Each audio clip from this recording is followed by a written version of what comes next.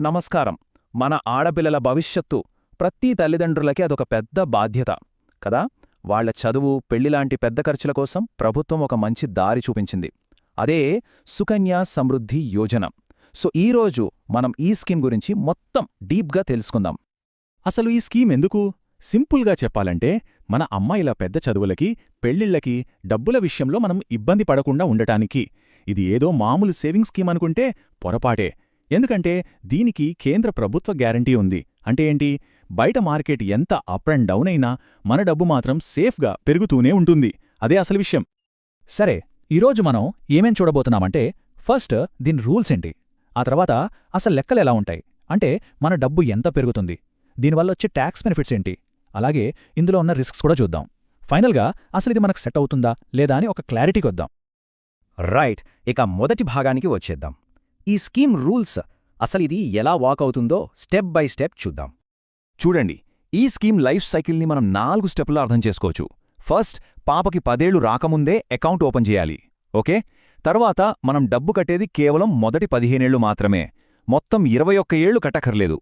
ఇక మూడో స్టెప్, పాపకి 18 ఏళ్లు వచ్చినప్పుడు తన హయ్యర్ స్టడీస్ కోసం అప్పటి వరకు జమైన అమౌంట్లోంచి 50% వరకు మనం తీసుకోవచ్చు. ఫైనల్గా మొత్తం డబ్బు అకౌంట్ ఓపెన్ చేసిన 21 ఏళ్లకి మన చేతికొస్తుంది. సింపుల్.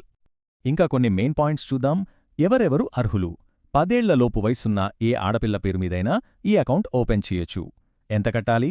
సంవత్సరానికి కనీసం 250 రూపాయలు, గరిష్టంగా 1,50,000 వరకు డిపాజిట్ చేయొచ్చు. ఇక అన్నింటికన్నా ఇంట్రెస్టింగ్ పాయింట్, వడ్డీ రేటు. ప్రస్తుతం ఇది 8.2% ఉంది. మామూలు వడ్డీ కాదు, చక్రవడ్డీ. అంటే వడ్డీ మీద వడ్డీ వస్తుంది. మన డబ్బు అద్భుతంగా పెరగడానికి కారణం ఇదే. ఓకే, రూల్స్ అన్నీ బాగే ఉన్నాయి, కానీ అసలు మ్యాటర్ ఏంటి? డబ్బులు, రిటర్న్స్. ఇప్పుడు మనం లెక్కలేసి చూద్దాం. మనం పెట్టే డబ్బు ఫైనల్గా ఎంత అవుతుందో కొన్ని ఎగ్జాంపుల్స్తో చూస్తే మనకొక క్లారిటీ వస్తుంది. ప్రతి ఒక్కరికీ వచ్చే డౌట్ ఇదే. బానే ఉంది, కాని నిజంగా ఎంతొస్తుంది, అవునా? సరే, ఆ ప్రశ్నకు సమాధానం ఇప్పుడు మనం చూడబోయే లెక్కల్లో దొరుకుతుంది. సరే, ఫస్ట్ ఎగ్జాంపుల్ చూద్దాం. ఒక మిడిల్ క్లాస్ ఫ్యామిలీ సంవత్సరానికి ఓ 50,000 రూపాయలు దాచుకోగలిగితే ఆ డబ్బు ఈ స్కీమ్లో ఎంత అవుతుందో ఇప్పుడు చూద్దాం. గుర్తుంది కదా, మనం డబ్బు కట్టేటి 15 సంవత్సరాలు మాత్రమే. ఏటా 50,000 చొప్పున 15 ఏళ్ల పాటు కడతాం. అప్పుడు 15 ఏళ్లలో మనం కట్టిన మొత్తం డబ్బు ఎంత? 7,50,000 రూపాయలు. ఇది మనం పెట్టిన అసలు. కానీ ఇక్కడే ఉంది మ్యాజిక్. అదే కాంపౌండింగ్ పవర్. 21 ఏళ్లు పూర్తయ్యేసరికి మన చేతికొచ్చే ఫైనల్ అమౌంట్ ఎంతో తెలుసా? సుమారుగా 23,94,000 రూపాయలు. వావ్! ఇందులో అసలు ఆశ్చర్యపోయే విషయమేంటంటే, మనం కట్టింది 7.5 లక్షలే, కానీ మనకొచ్చిన వడ్డీ అక్షరాలా 16,44,000 రూపాయలు. అంటే మనం పెట్టిన డబ్బుకి రెట్టింపు కన్నా ఎక్కువ లాభం కేవలం వడ్డీ రూపంలోనే వచ్చింది. ఓకే, ఇది 50,000 కథ. మరి ఈ స్కీమ్లో ఉన్న మ్యాక్సిమం లిమిట్, అంటే ఏటా 1,50,000 పెడితే అప్పుడు రిటర్న్స్ ఏ రేంజ్లో ఉంటాయో అదీ చూసేద్దాం. సరే, మ్యాక్సిమం లిమిట్తో వెళ్దాం. ఏటా 1.5 లక్షలు. అలా 15 ఏళ్లు పాటు కడితే మనం ఇన్వెస్ట్ చేసిన టోటల్ అమౌంట్ 22,50,000 రూపాయలు. కానీ 21 ఏళ్ల తర్వాత చేతికొచ్చే మొత్తం ఎంతో తెలుసా? ఊహించండి, ఏకంగా 71,82,000 రూపాయలు. అన్బిలీవబుల్ కదా. ఇక్కడ చూడండి, మనం పెట్టింది 22.5 లక్షలైతే మనకి వడ్డీ రూపంలోనే దాదాపు 49,32,000 రూపాయలొస్తోంది. ఇదే ఈ స్కీమ్లోని అసలైన పవర్. సరే, ఇంత మంచి రిటర్న్స్ వచ్చాయి, అంతా బావుంది. కానీ దీనిమీద ట్యాక్స్ కట్టాలేమో అని డౌట్ వస్తుంది కదా. అక్కడే ఈ స్కీమ్లోని మరో సూపర్ పవర్ బయటకొస్తుంది.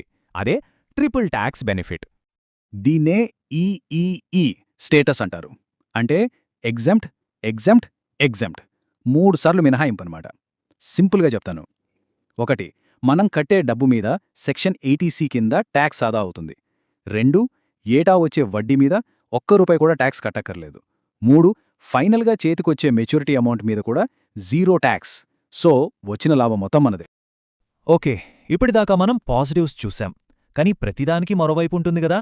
అలాగే ఈ స్కీమ్లో కూడా కొన్ని రిస్క్స్, కొన్ని లిమిటేషన్స్ ఉన్నాయి. డబ్బు పెట్టే ముందు వీటి గురించి కూడా మనం ఖచ్చితంగా తెలుసుకోవాలి. మొదటిది లాక్ ఇన్ పీరియడ్. 21 ఏళ్ళు. ఇది చాలా లాంగ్ టర్మ్. మధ్యలో డబ్బు కావాలంటే కుదరదు. రెండవది వడ్డీ రేటు. ఇది ఫిక్స్డ్ కాదు. ప్రభుత్వం దీన్ని అప్పుడప్పుడు మారుస్తూ ఉంటుంది. మూడవది లిక్విడిటీ, అంటే ఈ అకౌంట్ మీద లోన్ తీసుకునే సౌకర్యం లేదు. ఇక అన్నింటికన్నా పెద్ద రిస్క్ ఇన్ఫ్లేషన్, అంటే ద్రవ్యోల్బణం, కాలంతో పాటు డబ్బు విలువ తగ్గిపోవడం అన్నమాట. దీనివల్ల మన రాబడి యొక్క నిజమైన విలువ తగ్గే అవకాశముంది. ఇది చాలా ఇంపార్టెంట్ పాయింట్. కాస్త శ్రద్ధగా వినండి.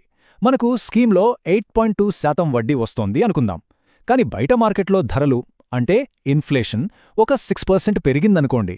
అప్పుడు మన డబ్బు నిజంగా పెరిగింది ఎంత? 8.2 - 6 అంటే కేవలం 2.2%. దీన్నే రియల్ రిటర్న్ అంటారు. ఈ లెక్కని కూడా మనం మైండ్లో పెట్టుకోవాలి. సరే, ఇప్పటిదాకా మనం ఈ స్కీమ్లోని లాభాలు, నష్టాలు అన్నీ చూశాం. ఇప్పుడు ఫైనల్గా ఒక ఎనాలిసిస్ చేసి కీ పాయింట్స్ ఏంటో ఒకసారి రివైజ్ చేసుకుందాం. సో ఫైనల్గా చెప్పాలంటే ఈ స్కీమ్ ఎవరికి బెస్ట్? ఎవరైతే రిస్క్ తీసుకోవడం ఇష్టం లేదో, మా డబ్బు సేఫ్గా ఉండాలి, గ్యారంటీడ్ రిటర్న్స్ కావాలి అనుకుంటారో వాళ్ళకిది ఒక వరం లాంటిది. దీని బలమంతా గవర్నమెంట్ గ్యారంటీ, మంచి వడ్డీ, ట్యాక్స్ బెనిఫిట్స్లోనే ఉంది. కానీ దీనికోసం మనం పే చేయాల్సిన ప్రైజ్ ఏంటంటే 21 ఏళ్ల లాంగ్ వెయిటింగ్ పీరియడ్, ఇంకా ఇన్ఫ్లేషన్ని బీట్ చేసేంత హై రిటర్న్స్ రాకపోవచ్చు అనే విషయం. కాబట్టి చివరగా మనల్ని మనం వేసుకోవాల్సిన ప్రశ్న ఒక్కటే: గ్యారంటీగా వచ్చే సేఫ్టీ కోసం ఇన్ని సంవత్సరాలు వెయిట్ చేయడం వర్త్ అంటారా? ఈ ప్రశ్నకి సమాధానం మీ ఆర్థిక పరిస్థితులు, గోల్స్, ఇంకా రిస్క్ తీసుకునే ధైర్యం మీద ఆధారపడి ఉంటుంది. ఆలోచించండి.